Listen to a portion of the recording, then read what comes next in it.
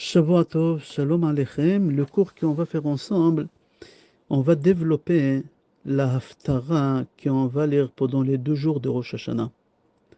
Le premier jour de Rosh Hashanah, on lit la Torah dans Sefer Bereshit, qu'Hachem il a donné la possibilité à Sarah d'avoir un enfant, c'est-à-dire la naissance d'Yitzhak. Le deuxième jour, on va lire toujours dans Sefer Bereshit l'épreuve qu'Abraham Avinu devait traverser par rapport au sacrifice d'Yitzhak. Mais j'aimerais pas lire de la lecture, j'aimerais parler des Haftarot qu'on va lire le premier jour de Rosh Hashanah et le deuxième jour de Rosh Hashanah. Le premier jour de Rosh Hashanah, on va lire la Haftara, la naissance de prophète Shmuel. Sa mère, elle était stérile pendant 19 ans et demi, elle s'appelait Hana, et elle est tombée enceinte après 19 ans et demi, et elle a eu un enfant qui s'appelle Shmuel Hanavi. Les lendemains, deuxième jour de Rosh Hashanah, on va lire dans le livre de Jérémie, chapitre 31, Aben yakir li Ephraim, im yelet sha'ashoim, kimi dedaberi bo, zachor eskeren od, al ken hamu me'ai lo rachem arachamenu neum Adonai. On va parler ici d'Ephraim, le petit-fils de Rachel Imeno. La question que j'ai, quel est le lien il y a entre la naissance de Shmuel à Rosh Hashanah? En général, on sait que toujours la Haftara, elle est liée avec la lecture de la paracha. Et la paracha qu'on va lire le premier jour de Rosh Hashanah, on va parler là-bas de que Sarah elle est tombée enceinte. Alors c'est possible qu'on lit Hana qu'elle aussi elle est tombée enceinte et qu'elle a eu Shmuel. C'est possible, c'est ça le lien, mais on va développer ça. La Gemara Brachot, elle pose la question, elle dit, pourquoi dans la Amida de Moussaf, il y a 9 brachot?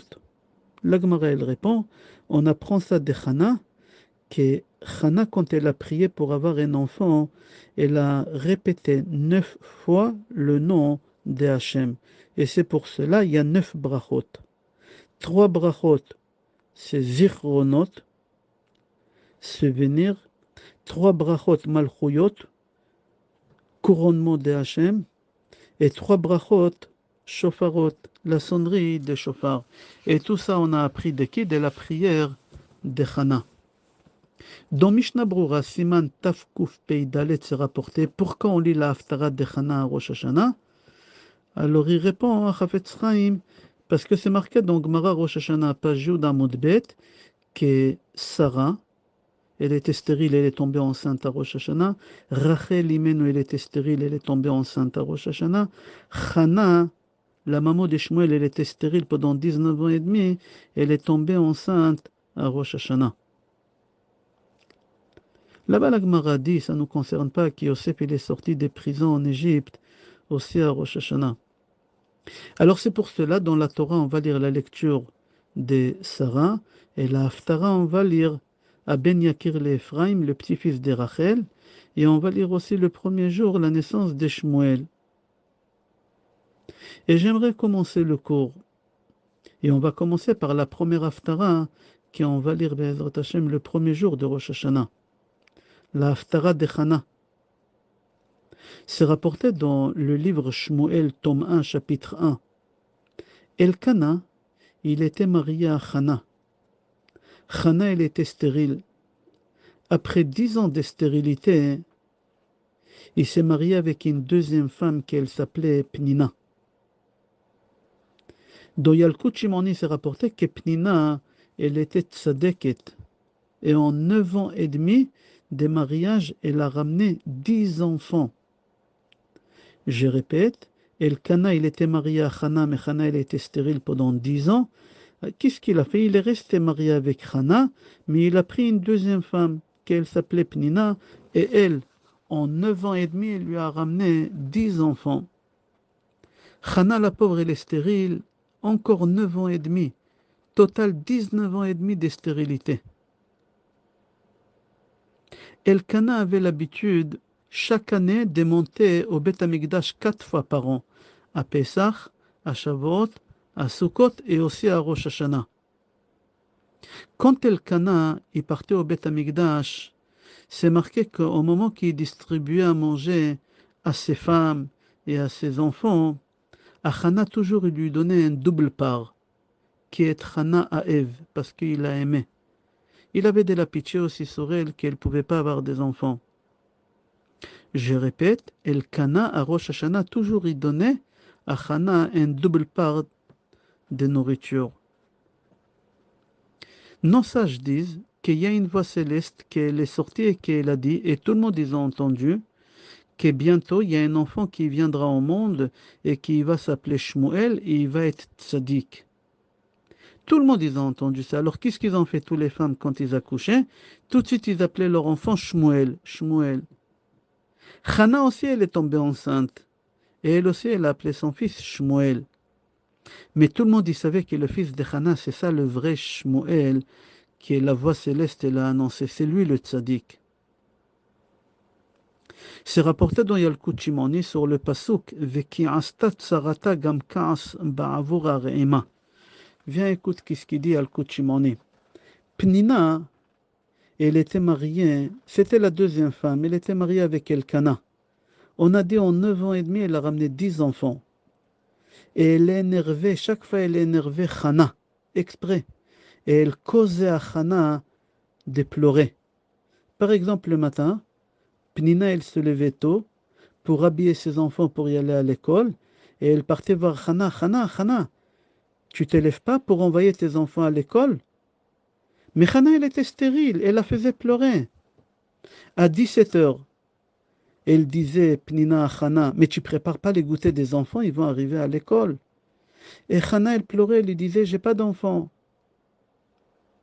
C'est-à-dire que Pnina, elle était tzadeket d'un côté, d'un autre côté, on voit qu'elle se comportait mal avec Chana. Pnina, elle obligeait Chana à laver ses enfants. Et chaque fois quand Pnina elle a couché un enfant, elle a obligé Chana à couper le cordon et à laver le bébé. Pnina causait à Chana beaucoup de pleurs, dans plusieurs façons. Et Chana, elle pleurait beaucoup. Pourquoi Pnina, elle faisait ça? Si on a dit qu'elle est tzadeket. Parce que Pnina, elle savait que pour avoir un enfant comme Shmuel, il faut beaucoup de larmes. Parce que cet enfant-là, il est l'équivalent de Moshe et Aaron ensemble. On dit ça dans la Tfila de vendredi soir. Moshe et Aaron bechoanav ou Shmuel bekor'e shemo. Pour avoir un enfant comme ça, Shmuel, c'est pas sans faire couler des larmes. C'est-à-dire que Pnina, c'était une tzadeket, et elle voulait que Chana elle aura un enfant, elle voulait que Shmuel il vienne d'elle, alors elle la faisait pleurer. C'est marqué aussi comme ça dans Gemara Sanhedrin, page 87. Tout ce qu'elle a fait Pnina avec Chana, c'était 100% avec des pensées pures. Je retourne au Midrash Yalkut Shimoni qui dit Ad akara yalda shiva verabat banim umlala. C'est-à-dire quoi? Ad akara yalda shiva. Cette femme qui était stérile, elle a accouché Shiva, elle a eu 7 enfants. C'est bizarre. Chana qui était stérile, elle n'a pas eu 7 enfants, elle a eu que 5 enfants. Elle a eu 3 garçons et 2 filles. Pourquoi on dit qu'elle a eu 7 enfants? Alors écoute bien, c'est pas facile d'écouter, mais écoute. Nos sages disent, en réalité, Chana, elle a eu 5 enfants. Pnina, elle avait 10 enfants. Chaque fois quand Chana, elle a accouché un enfant, le jour même, Pnina, elle a enterré 2 enfants.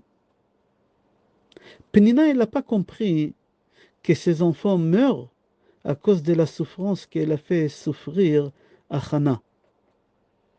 Elle, dans sa tête, tout ce que j'ai fait souffrir, la première femme de mon mari, c'est pour son bien, j'ai pas fait du mal. Alors elle n'a pas fait le lien. Alors Chana, elle tombe enceinte la première fois, et elle accouche, Pnina, elle enterre le jour même 2 enfants. Deuxième grossesse, elle accouche un deuxième enfant, Pnina, elle enterre 2 enfants, jusqu'au 8e enfant. Comme ça, elle a compris, Pnina, que chaque fois quand Chana, elle accouche, elle perd 2 enfants. Alors elle a compris que qu'est-ce qu'elle a fait, Pnina? Elle a pris les 2 derniers enfants qui lui restent et elle a dit à Hana, je sais qui meurt à cause de toi. Pour qu'est-ce que je t'ai fait? Je te demande pardon et je te donne mes 2 derniers enfants. Ils sont à toi. J'ai plus d'enfants maintenant. Et c'est pour ça on dit Ad Akara Yalda Shiva, que Hana il a eu 7 enfants. En réalité, elle avait 5, mais elle a adopté les 2 enfants de Pnina. On sait tous que le jour de Kippour, Hachem il nous pardonne sur le péché qu'on a fait. Ben Adam Lamakom entre lui et nous. Tous les péchés qu'on a fait entre Hachem et nous. Mais les péchés qu'on a fait avec notre entourage, avec un être humain, Hachem ne pardonne pas. Hachem te dit à moi, tu m'as pas fait mal, va demander pardon à ta femme, va demander pardon à ton mari. Qu'est-ce qui s'est passé ici avec Pnina et Hana? Il dit à Gaon Mivilna, comme ça c'est rapporté dans Maharil Diskin, Akadosh Baruch Hu, il n'a pas pardonné à Pnina pour ce qu'elle a fait à Hana, même que c'était pour la bonne cause. Parce qu'il n'y a pas un péché que tu as le droit de faire et tu dis c'est pour la bonne cause. Entre un homme et un homme. Et il dit à Gaon Mivilna, celui qui fait souffrir son ami, il va payer. Et il va payer très cher. Comme ça c'est marqué dans Sefer Shemot, chapitre 22, pasuk 21.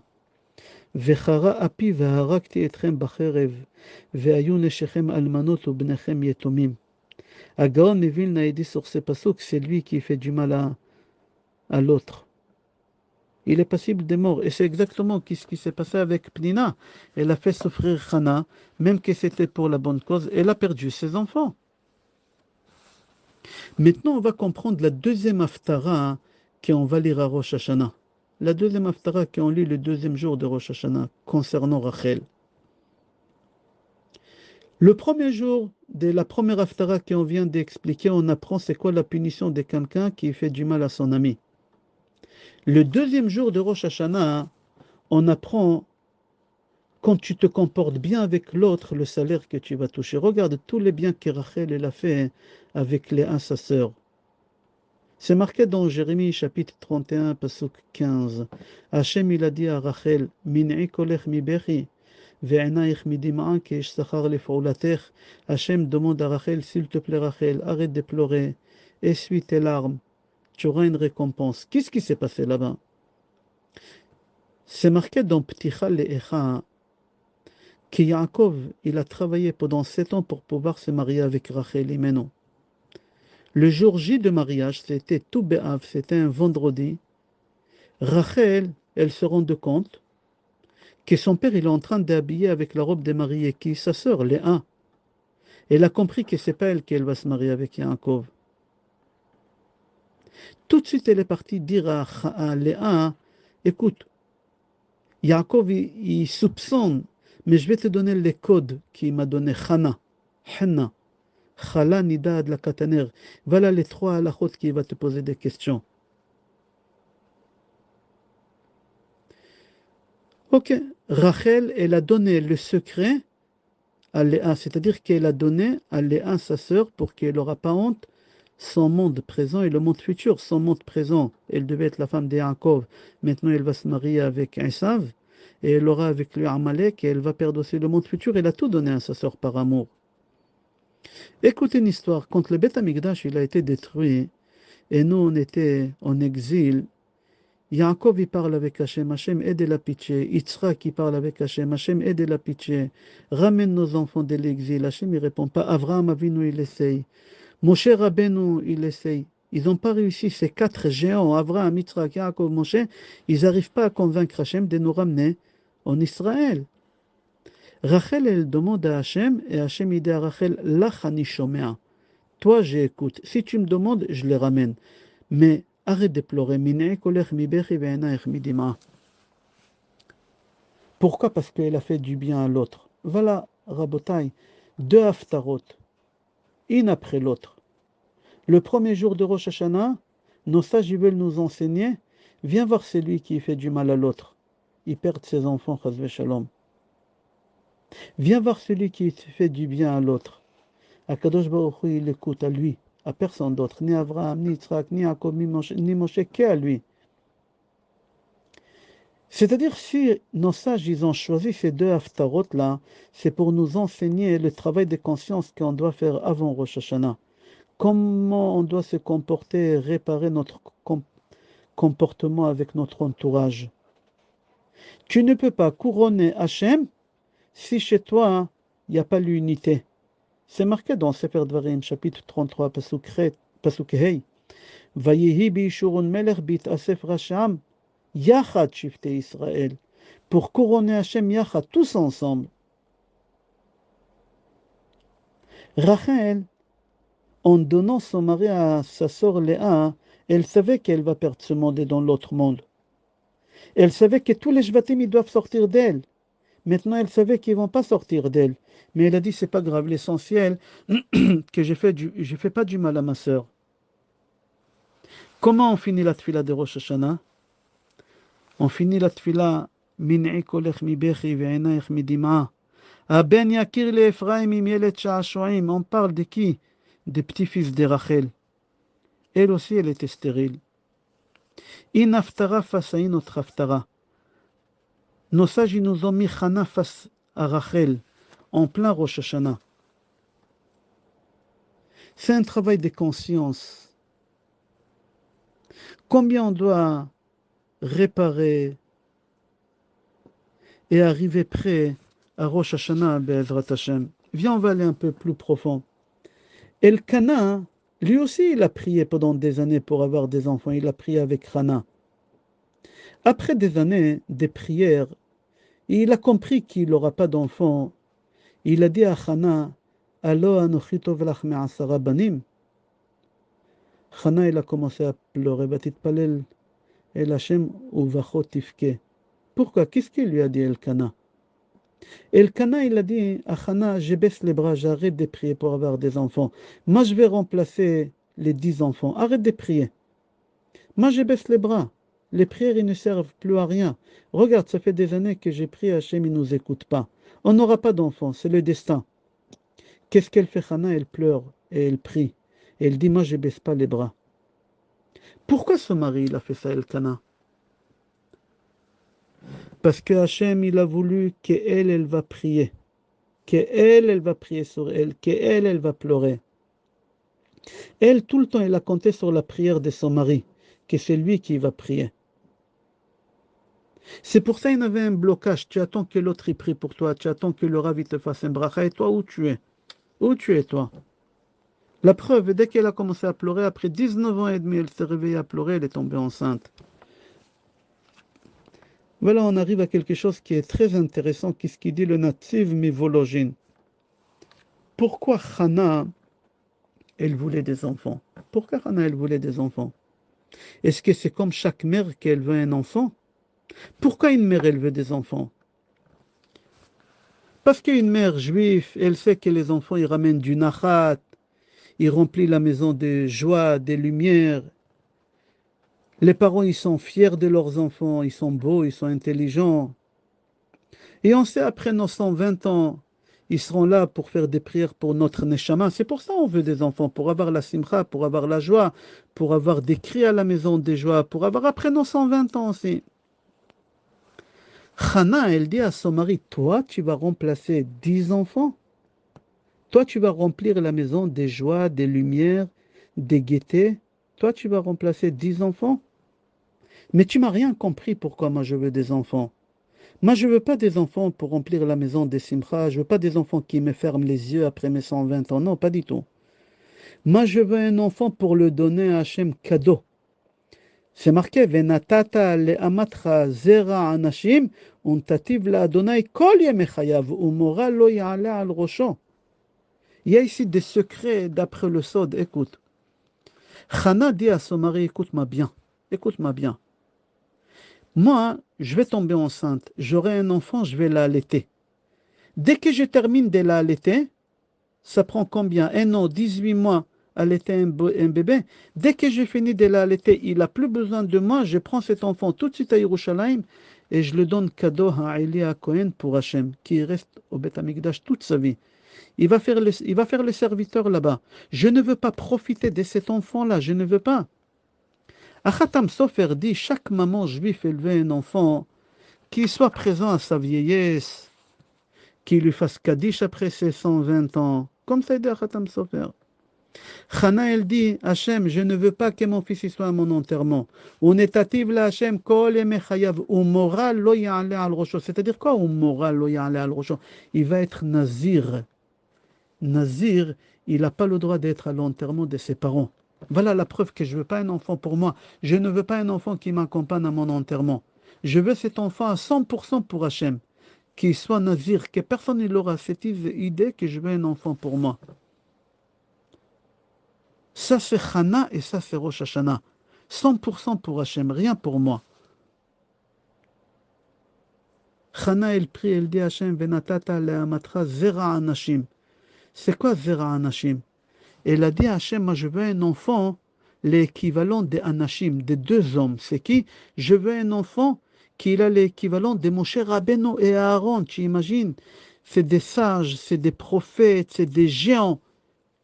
Elle demande, une femme stérile, 19 ans et demi, elle demande, voilà, moi Hachem, je t'ai fait des conditions, je veux un enfant, mais je ne veux pas n'importe quel enfant.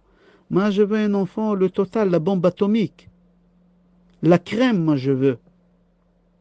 Alors, des femmes, ils lui ont dit, mais dis-moi, mais tu es folle? Où on a vu une femme comme ça, qu'elle est stérile et qu'elle fait des conditions? Une femme qui est stérile après 19 ans et demi, elle dit, Hachem, tout qu'est-ce que tu me donnes, je prends. Handicapé, T21, tout, je prends tout, qu'est-ce que tu as? Seulement donne-moi un enfant. Chana, il aura dit, mais vous n'avez pas compris que moi je veux un enfant pas pour moi. C'est un cadeau pour Hachem. Et quand on donne un cadeau à Hachem, on lui donne le meilleur. C'est pour ça que je demande le meilleur.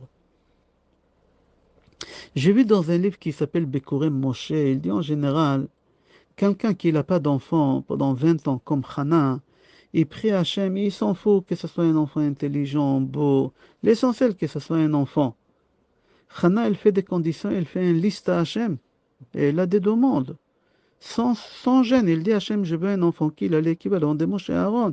Intelligent, je veux un prophète, je veux un géant, je veux un beau gosse. Ils ont dit à Hana, madame, c'est comme ça qu'on demande un enfant. Quelqu'un qui est stérile pendant 19 ans et demi, dis merci à Hachem qui t'a donné déjà, qu'est-ce qu'il va te donner, c'est tout. Hana, il aura dit, pourquoi moi je demande un enfant pour moi? C'est pour Hachem que je demande un enfant. Si c'était pour moi, je me serais satisfait des minimums des minimums. Mais moi, je veux le top des tops, le summum, la crème, moi, je veux. Voilà, Rosh Hashanah, c'est quoi? Donner à Hachem le meilleur de toi. Le meilleur de toi. Le meilleur de toi. À Rosh Hashanah, on ne demande rien du tout, ni la parnassa, ni la santé, c'est assourd. Meloch kol haolam kulo birvotra. On couronne Hachem, on ramène des cadeaux à Hachem. On ne prie pas pour la parnassa, pour la santé, pour la femme, pour les enfants, pour les impôts. Rien. Ok, on prie tous à Kadosh Baruch Hu que cette année il va donner un enfant à toutes les personnes qui ont besoin, Be'ezrat Hashem, et qu'on n'aura pas des nezek, des tsar, Be'ezrat Hashem, ni aux femmes enceintes, Be'ezrat Hashem, un accouchement avec facilité, Be'ezrat Hashem, shetelet katarnegolet, Be'ezrat Hashem, et que les enfants les grandissent dans Torah, mitzvot, ou maasim tovim, bechaya avim vimem, amen ve amen, shana tova et kol tov.